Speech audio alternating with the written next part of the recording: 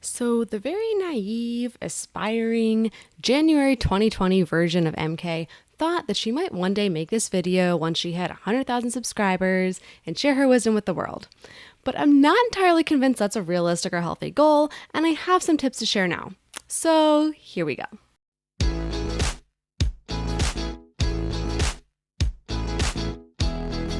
Hi, I'm MK. I'm an author and independent publisher. I love sharing my insights about all things self-publishing with you. Before I get into the details of today's topic, don't forget to hit the subscribe button below. That way you'll be notified every week when I put out new videos about self-publishing, making a career out of being an author, and being a mompreneur. So today's video is for my fellow AuthorTubers. So if you're just here for tips on self-publishing for your book, come back on Wednesday for more tips.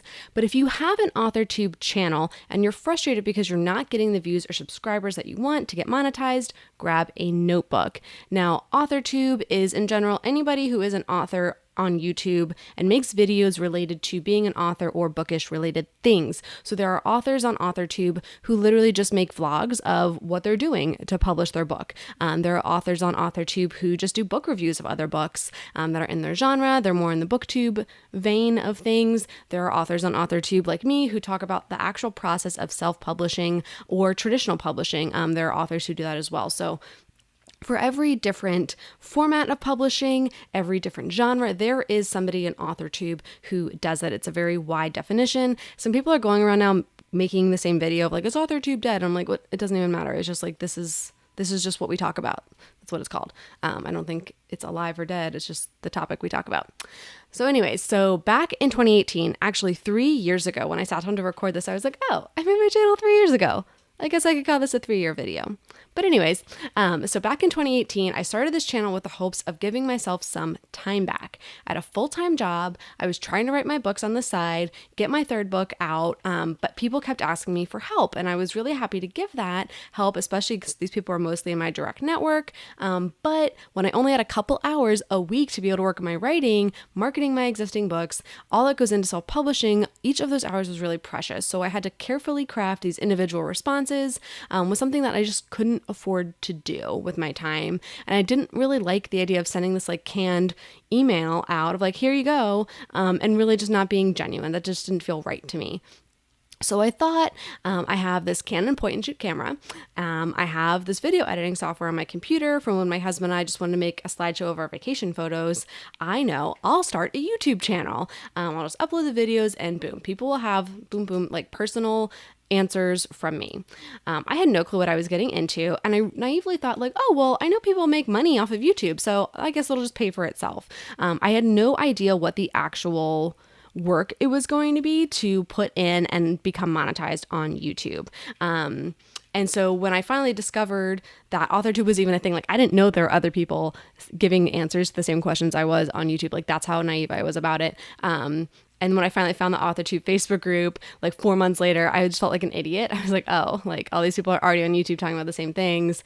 Oops. And my thoughts of getting monetized were actually crushed pretty early because I was doing these weekly posts, I was consistent, but I just wasn't really getting any views. I wasn't getting any subscribers, and I didn't know why. So fast forward to March 2020, the world was going crazy and I found out I was pregnant. I knew I had a massive productivity cliff coming. And that meant that I needed to focus on the aspects of my business and my brand that were actually making me money. And at the time, YouTube wasn't. It just wasn't going to make the cut. Granted, it did help me in the terms of I can do the work once and it's done forever. People can be looking at those videos years and years later, but it wasn't necessarily paying for itself, and it takes time, and time is money to be able to do this. So by March of 2020, I had learned a few things about the YouTube software, and I had gained enough viewers to really feel like I was helping some people. At that point, I had a couple hundred subscribers. Granted, that is almost 2 years after I was doing this. I only had a couple hundred subscribers. So I knew that I had to be able to say, okay, my long-term clients might not be a feasible opportunity once my baby girl arrives because I may just not have the time. YouTube, I can hit record now. I can help someone tomorrow, next week, next month. If I could get YouTube to work, then it was definitely going to be worth my time moving forward. So here's how I went from a pitiful 259 subscribers almost 2 years after starting the channel to over 2,100 today as of the time I'm recording this. So again, within a year, I definitely was able to turn my channel around.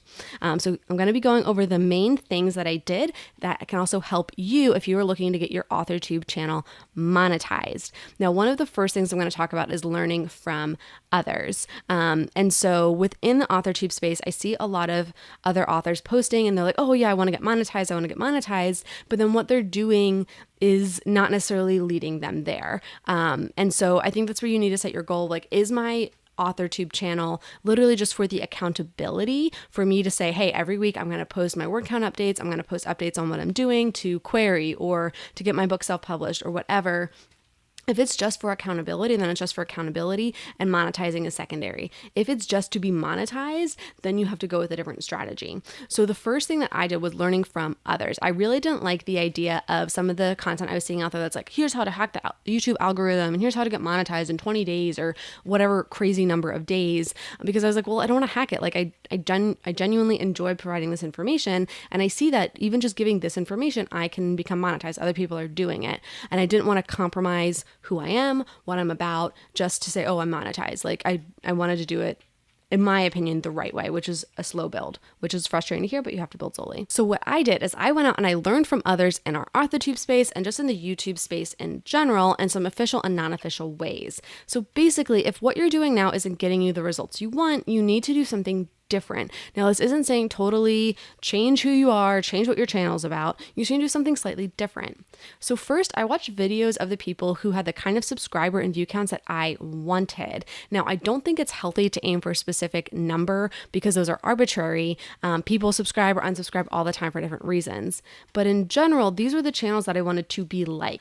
I wanted to be as helpful and polished as these channels. Also, there is a very set amount of watch hours and subscribers you need to have to be monetized. So I knew I at a minimum needed to do that.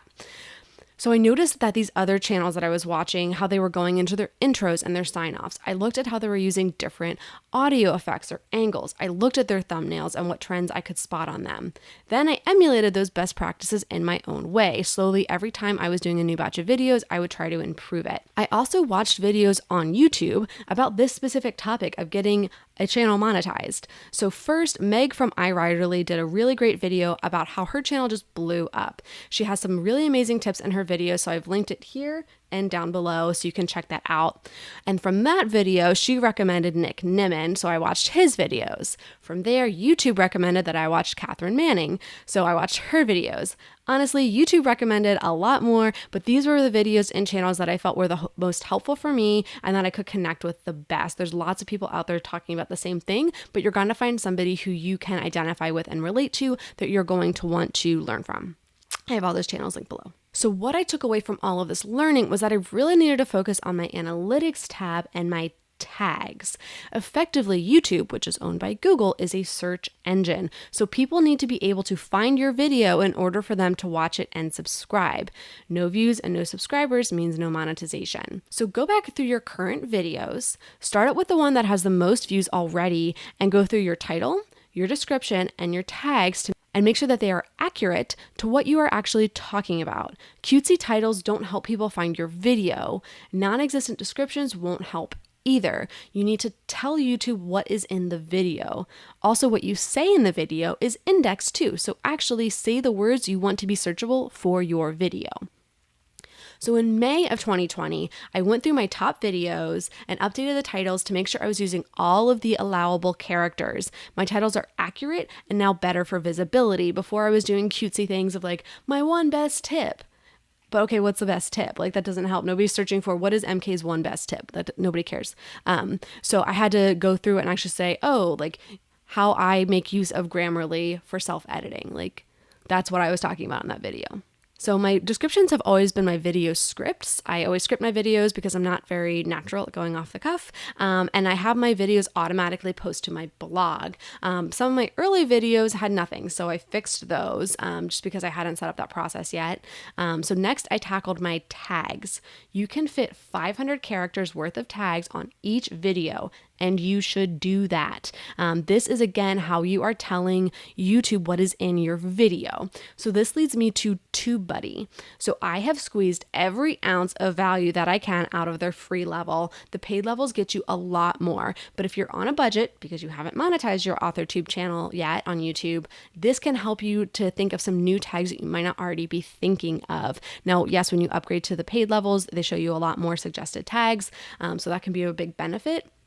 But in general, like I want you to install TubeBuddy because then when you go on other people's videos, you can see what tags they're using and you can say, oh, I never thought to phrase it that way. Oh, yeah, I talk about the same thing. I should use that tag. Like that way you're actually giving YouTube what it needs to suggest your video to other people. So in addition to TubeBuddy showing you those suggested tags, they also show me a lot of things that I might have forgotten to add to the video and my post update rituals. So that's really helpful. They talk about adding chapters to the video, adding a pinned comment with more videos to watch, etc.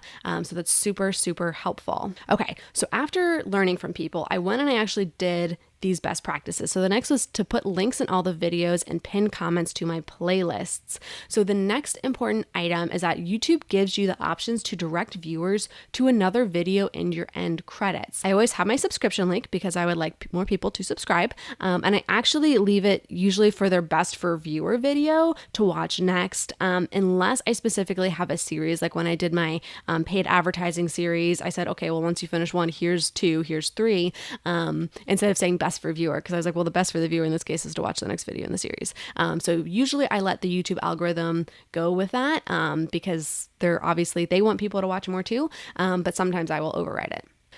I also really want to reiterate anything that I think the viewer should check out next in my pinned comment. So go ahead and look at the pinned top comment for this video. That's what I really want you and other people to see. That's why it's there. So what I did is I would put my videos into playlists of these selected topics, and then I would go ahead and like pin that and say, hey, if you want to know more about book marketing, check out this playlist pin. So that one's always going to show up at the top so more people can see it.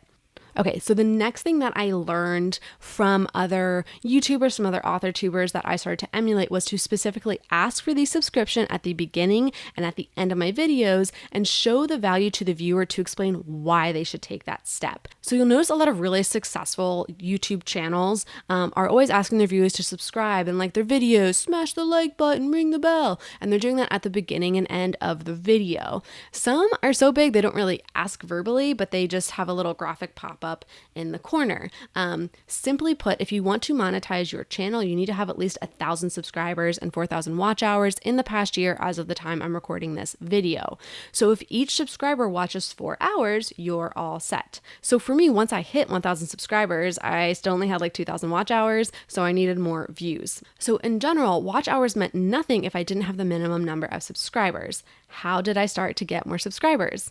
I asked and I asked and I asked. So starting in May 2020, I made sure all my intros and outros to my videos had that ask. I have a sign on and a sign off that I could probably recite in my sleep by now because I've said it so many times with my videos. And it isn't something I just thought of one day okay, that worked. I very carefully mapped out each word in that introduction and sign off. I introduce myself, my name, what I do. I state the kind of videos that I make to already let the user know that I have more content like the video they're watching, and I ask them to subscribe. I don't just ask or beg or plead with them to subscribe. I ask and let them know what's in it for them. New videos each week on related topics. It's my personal guarantee to the viewer, short, sweet, to the point. I do the same thing at the end. I know some YouTubers ask people to click the thumbs up button or smash the like button at the beginning of their videos, but I always ask them to do that at the end when they've actually had a chance to watch it and see if they actually like the video. I remind the viewer that their engagement with my channel and the video will help other authors find the video. Who wouldn't want to help a fellow author out? So I give them a reason to like, not just it makes me feel good or everybody else is saying this. I actually explain to them why. So once I started to do this consistently with each video, I started to get more subscribers. Not rocket science, just consistency. So there's always the ask, what's in it for them, and a thank you. You have to educate the viewer on why this matters. It's not for vanity metrics. It's to get that information to more people. The next thing that I did was to look at the terms that users were searching on YouTube that brought them to my video. So I wanted to focus on meeting that need. So this can help you to plan your next videos. So for me, I saw that I was getting a lot of search traffic on Media Mail, ACX, audiobooks, and formatting books. So these specific videos were leading people to my channel. I only have so many books to mail, narrate, and format in a given year, so I can't talk about that content all the time. But I know that I need to have at least one video about audiobooks each month, and roughly about one video about formatting at least a month as well. The rest is open for other topics related to self-publishing. I also answer every question that comes in on this channel. Now that does two things. One, I can see if the same question is being asked over and over. That means I need to do a video for that question and link it from that other video and say, hey, a lot of people are asking this question, watch this video. Boom, content planned that I know people are actually looking for because they're asking me. Two, the other reason why I comment back is for that engagement. YouTube sees the engagement on the channel, say, oh, this is a good video, people are engaging with it, they recommend it more.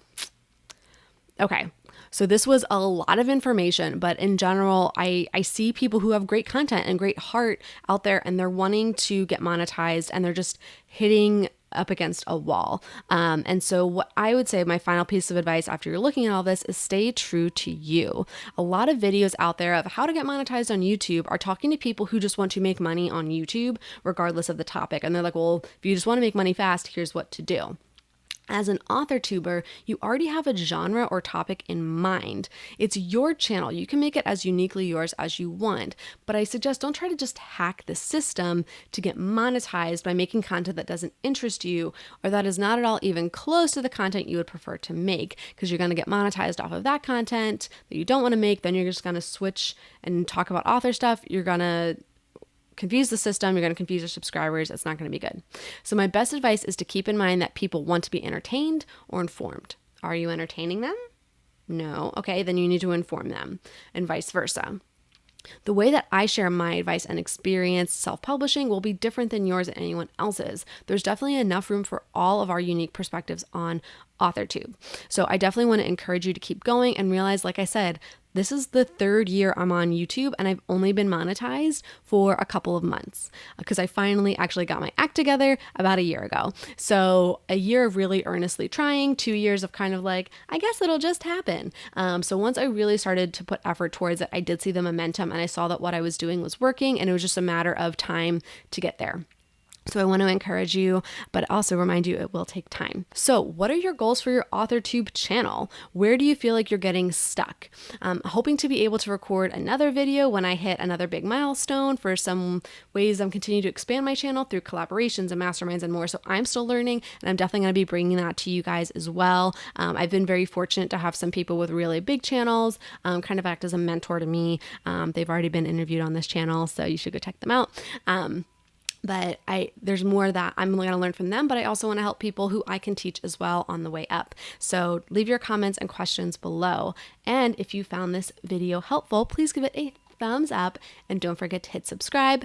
That lets YouTube know that you got value from this video and can get it in front of other AuthorTubers like us. Now you can get back to writing your book. Hey, if you want to continue to support this channel and my other creative work, please head over to buymeacoffee.com and support my channel. You can buy me 1 coffee, 3, 5, 10, or you can even get a membership. Those who are in the membership are actually going to be included in the acknowledgements pages of all of my published books moving forward as a big thank you. And you can even get some additional options to get an Instagram thank you post shout out or a shout out in an upcoming video. Thank you so much for supporting this channel.